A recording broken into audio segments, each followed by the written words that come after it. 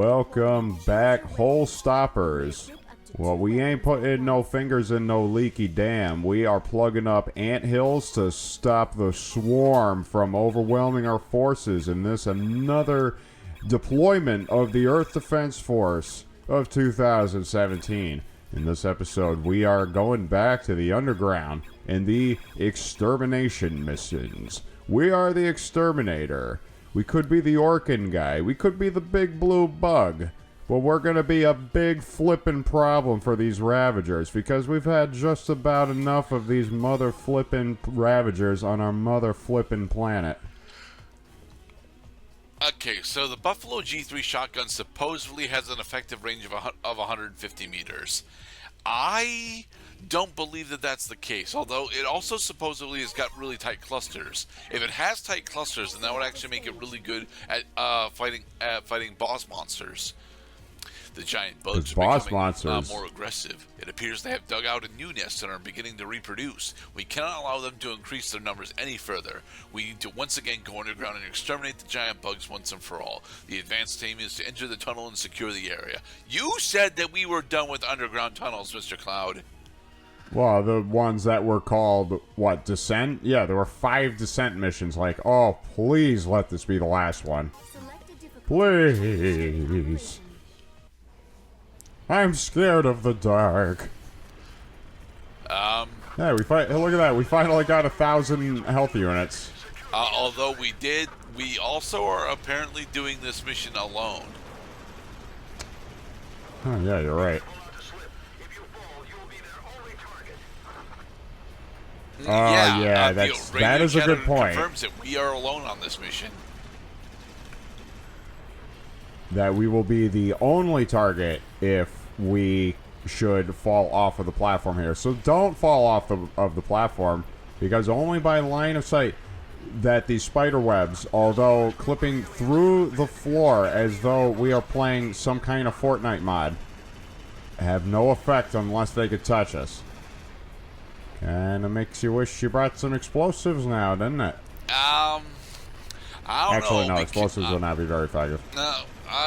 Well, and you fell off the platform. Wait. But we're not quite in the den of wolves yet. Wolf spider. As long as we're above the very bottom. Have carotene sharpened claws on the tips of their mandibles.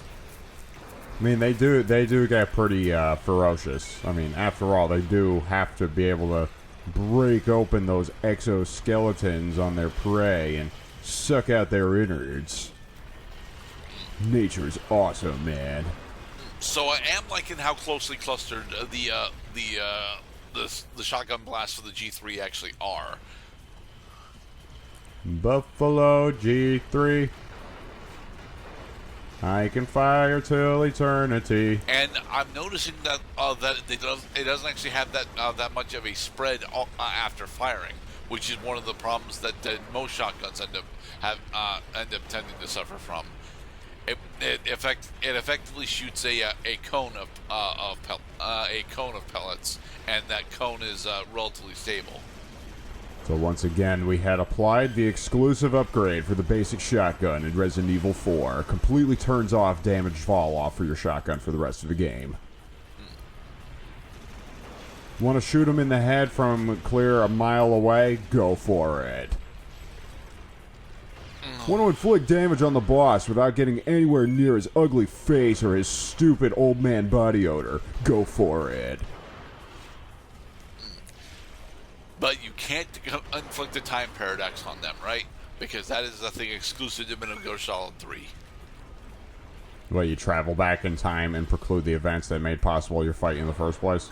Technically, no, but there are a couple of ways to have a time paradox ending for Metal Gear Solid 3, and that implies Metal Gear Solid 3 is actually a simulation that Solid Snake is playing through, as opposed to the actual story of Naked Snake. Oh, thank God, it's just a simulation, right, Doctor? Exactly. What the fuck? Is this a science fiction game? Yes. Right in the face. See, it's a face because it has eyes. That's nice. It's right above its nose. I'm gonna punch it in the nose. Oh, it's not so bad down here. Yeah, because we've already killed most everything. Oh boy, you better hope you don't fall into a crevice that was not found by game testers, because I'm pretty sure there are at least a couple of those somewhere in this game. You've checked 10,576 of these crevices and slopes and little nooks and crannies you can get stuck in. But on the 11,000th one, we found the one that will actually get players stuck to game-breaking degree. Have you ever considered becoming a game tester, Mr. Gerdet? Yes. In fact, there have been a couple of projects floating around on Discord that I've been invited to do testing for, but it's been specifically mods. To really keep the mods from causing players to fly off into the distance. A new nest has been discovered underground. We have confirmed a large number of aliens in the upper reaches of the nest. You are to climb up the pit and eliminate the threat. Hey, there's supposed to be a period between the word nest and you. They capitalize you because it's the start of the next sentence. I can't see it.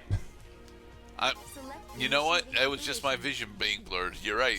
There isn't one. Hey, we now are allied with a ranger team. Yeah, and this one talks. He is the most interesting man in the Earth Defense Force. I mean, besides us, of course. That once we were descending, now we are ascending. And now we're descending again. I'm sending you a whole can of whoop ass. Do you guys even know how to pathfind to the top? And the correct answer is, of course, not really. I mean, I suppose it counts if they have to zone in on my position. Yeah, I will show you the way, because I am constantly reassigning the quickest straight line pathway to my exact position. Just whatever you do, give these rocks a miss. Because the last thing I want to see is a bunch of guys with the stupid sound-activated icons over their head saying, "I'm reloading! They're everywhere! I can't move!"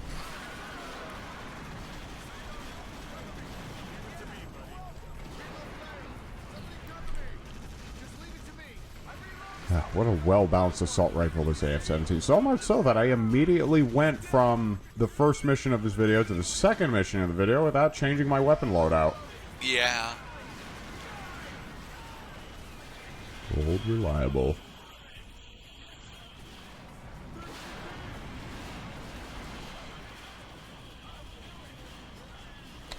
Climbing the I stairs. still think that the actual correct answer, well, not the correct answer for the player, but the correct answer for the Earth Defense Force would be to implode incendiary explosives on these missions.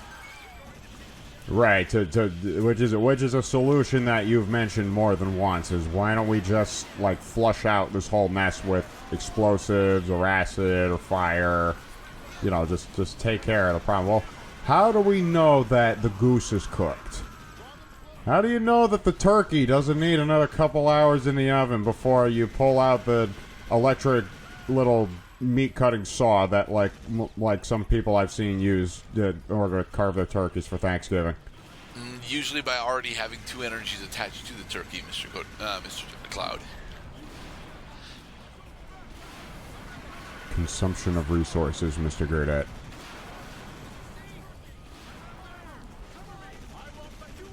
I think our boys are just a wee bit disorganized, but it is nice to have some chatter and company.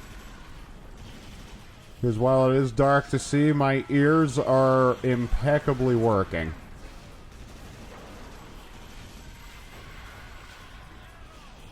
Oh, what bright colors.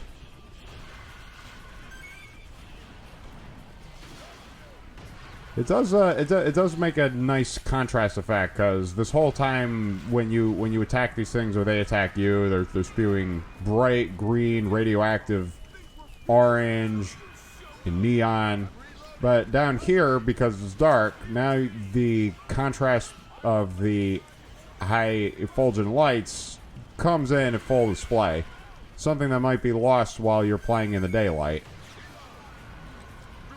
Also, the closest thing that you can get to playing at night in this game, because there are no night levels in Earth Defense Force. You're always playing under a sun.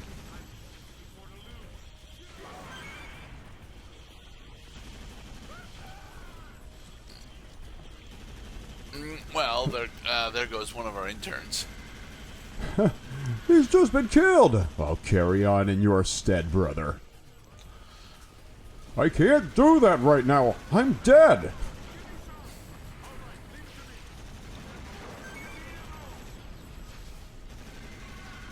Maybe that's why we have infinite ammo, is because we are surrounded by a cadre of bras who are just going to give us the ammo right when we need it.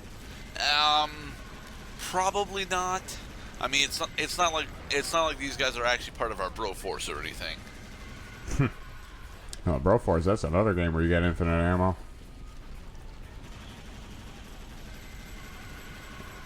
Why must targets that are so far away be in such a darkly lit environs?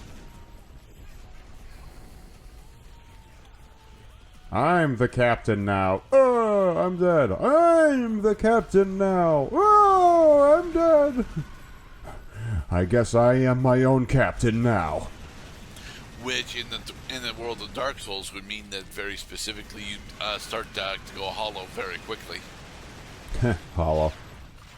Oh, so there is a nest down here. Bastards. There's a nest inside my nest. For the record, that I'm pretty sure we were supposed to have that implied at us.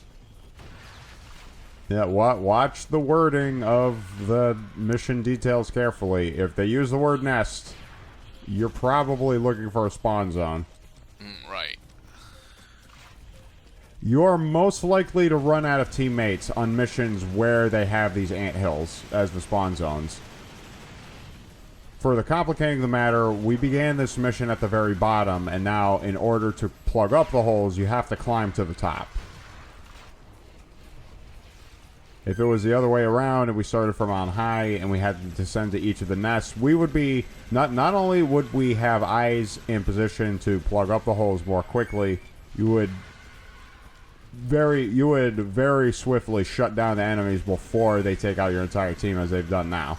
Because once E.D.F soldiers have all been defeated, you're on your own for the rest of the mission. You don't get any backup. Which I suppose thematically is the point that humanity is on the brink of freaking total annihilation right now. If the zone gets wiped out of humanity, then there ain't none. Except for one or two, depending on how many people you can get on for your couch. Total Annihilation is a game that I probably won't be doing for the channel, Mr. Cloud. Total Annihilation. I love it to pieces, I really do. But I don't think I've ever gotten anywhere near close to finishing either of the 4 campaigns. So it's a great concept, but quite a difficult game. I'm not sure if I would actually go so far as to say that Total Annihilation is actually all that difficult. It's just that I don't have the skills or game knowledge to execute on its primary requirements that well. Right, that a game is not necessarily difficult just because there's a learning curve. It's that once you get over the learning curve, then you can appreciate the game for how difficult it is. Yeah. And then you run into stupid games where the difficulty is found in the learning curve. Where the game fails to answer the most pertinent question is, why should I care? That's a lot of fun. Oh, I see some armor pickups around here. Careful not to confuse armor pickups with health items, because armor and health do kind of look similar because of the red and white at a distance. And after jump cutting around while ignoring the final tarantula on the map, we have decided that we're done. To finally end the mission. Haha. You can end the mission anytime you wait. It's a real baseball swing and ding. Keep playing until the innings are all run through. And in the next part... Well, guess what we're going to do next time? New weapons? Because... Nope. We're killing more bugs next time.